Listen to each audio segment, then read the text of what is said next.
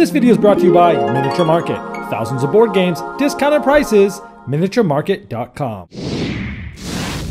Hello my friends, it's the Game Boy Geek here. Today it's all about heroes. We're going to be equipping and upgrading these heroes with all different things like different weapons, or you could be downgrading the heroes by putting tomatoes and cabbages in their hand. Today we're all about checking out custom heroes. Now this is a game that's coming out later this year in September. I got a chance to not only see it, but play a full game of this at the Gamer Trade Show in Las Vegas.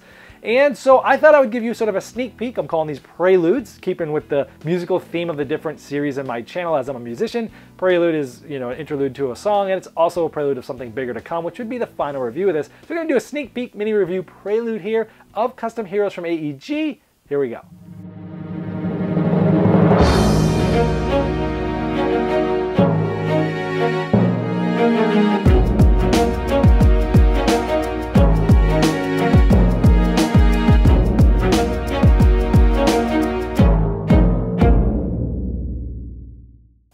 Custom Heroes is a ladder game, or it's also sometimes called a ladder climbing game. It's similar to a trick-taking card game, but somewhat different, where you're trying to get rid of all your cards. And someone might play, let's say, open it up with a pair of 5s here.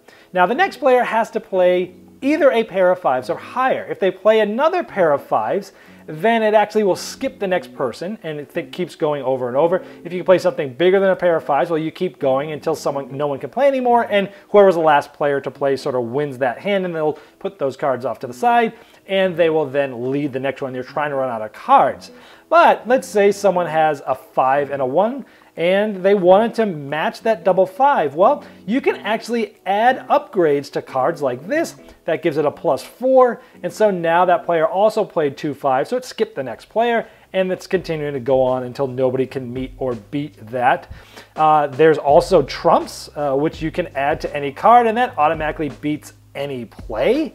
But of course you have to activate these. You see the little 2 on the bottom left. That's some currency that you have to spend to activate that ability.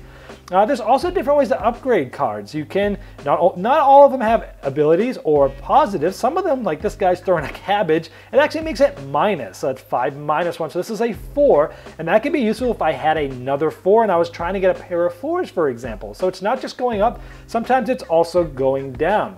There's all different ways to upgrade the characters, and they can have multiple upgrades. Like this character here has 3 upgrades. You can see on the bottom of the card, 3 different colored dots. You can only have 1 upgrade type of each, but there's 4 different types. So this character already has 3 upgrades, but there's a 4th. You can see the white dot in between the red and the yellow at the bottom.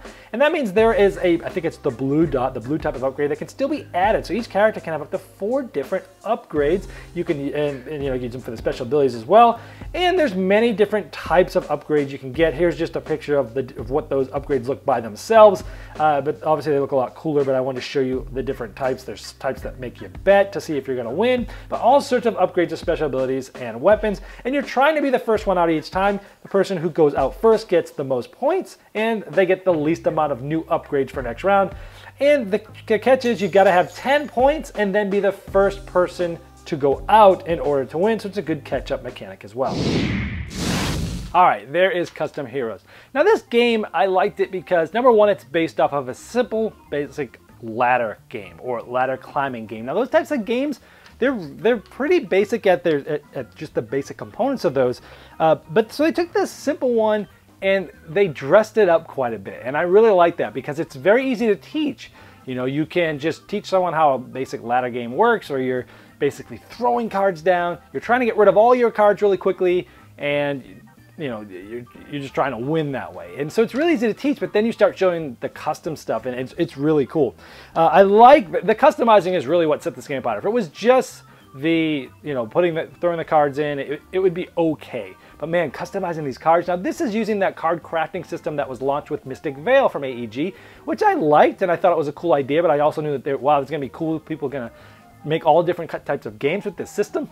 And I'm glad they did that with this, because customizing is what this game's all about. And it's really cool because you can be customizing these heroes with more weapons and giving them higher values, which will help you win and keep going, because as you win, you lead, as I showed. But you can also have the flexibility of like putting cabbage or tomatoes in their hands and making them worth less.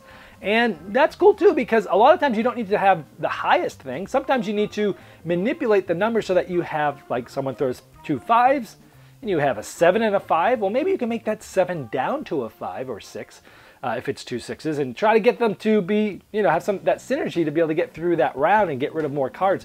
So I like it. Sometimes you're moving them up, sometimes you're moving them down, sometimes you're activating the special abilities, which is really cool. So I really like that. Sometimes there's a cool card where you can bet, hey, at the beginning of the round, I'm going to bet that I'm going to win this for twice the points. Really cool. And one of the other cool things here is once you play all these heroes, and at the end of the round, they all get shuffled up and dealt back out. So as the game goes on, different heroes will get multiple upgrades, 1, 2, 3, up to 4 different upgrades. And you're like, oh, this card's really powerful. But you know what? Next time it's probably going to be in someone else's hands. So I'm going to be helping someone else later, maybe. And that's a cool aspect too. I like how at the end of the round, you basically, if you went out first, which is what you're trying to do, because that's how you get the most points, but you also get the least amount of upgrades for next round to be able to put in, where if you were last, you basically get no points, but you're getting a ton of upgrades to be able to kind of catch up. So it has that sort of balancing mechanism that I really liked in it. I like that there's sort of a currency aspect where, hey, to play this upgrade, I've got to spend some currency. But if I play a card that has a thing and I'm not going to activate it, I actually get some currency. So it's interesting how like, I want to use this, but I really want to use this other one. I don't have enough yet. Let me just play it without it, get some currency here, then later I can upgrade this other one. Really cool, simple, but great decision making. And so it's awesome. I like this so much. It went on my top 10 most anticipated games of the year, which if you haven't seen that yet, I'll put a link in the description to this. Go check that out. But man, I was really inept with this game. I thought it was great. The only problem I had with the game was, and this sounded like an outlier, but it got to the point where I had more. So you got to get 10 points to win, and then you have to be the first one out. Well, I got to 10 points first, but I couldn't quite be the first person going. I kept getting second by like 1 card. So the game started to drag on a little bit. I ended up with like 17 points and still like barely won. And so I had talked to the developers there about, hey, the game kind of dragged on a little bit. So they're actually redeveloping it. I took some ideas that I had and said, hey, look, maybe if you get over 13, you can come in first or second, or 15, first, second, or third, to kind of like get the game to end quicker. But I like the fact that you have to come in first with 10. Otherwise, the people in last place that only have 2 points are like, well, why am I even playing this? I'm never going to catch up. Well, you can catch up because they have to come in first. And I thought that was cool. So overall, the game's amazing. The artwork's really cool. Just customizing those heroes really cool. Abilities and stuff. Awesome, awesome game. Huge thumbs up. I cannot wait for this one to come out. And that's Custom Heroes from AEG. This video was sponsored by Miniature Market's Review Corner. The Review Corner features podcasts, video, and written game reviews by gamers for gamers. Miniature Market, the online gaming superstore. Thousands of board games, discounted prices. Check them out at miniaturemarket.com.